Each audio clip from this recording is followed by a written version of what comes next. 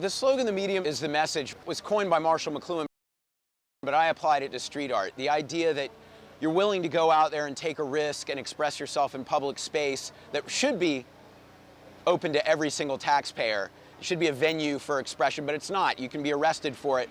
But just the mere courage to do that, the act of defiance, shows that you're willing to take risks to put your ideas out there and shape things, even if it goes against the grain of what's seen as acceptable. And I think that all the progress that the United States has ever made has required a few courageous people to set in motion by taking risks. And I very much believe in that idea that the domino effect by a few courageous people is the value of that can't be underestimated.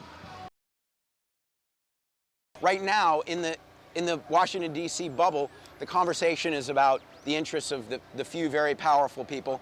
And I'd say that any artist can make a difference, whether they're sharing their work online or creating signs that they come down here and hand out. That's a pleasurable process.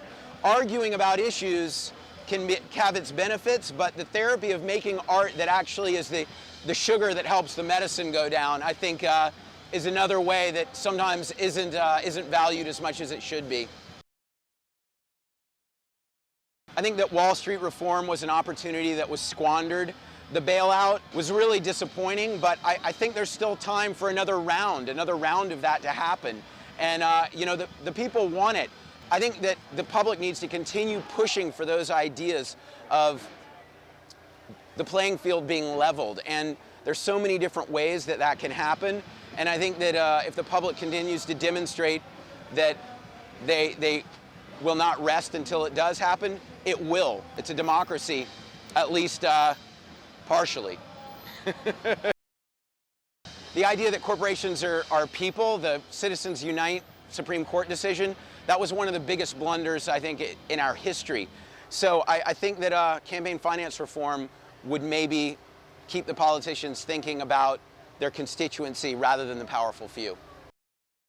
The United States is a huge resource of common assets that are everyone's. Yet those assets are abused by the very powerful, whether it's polluting the environment or using the roads to distribute product that every taxpayer pays for.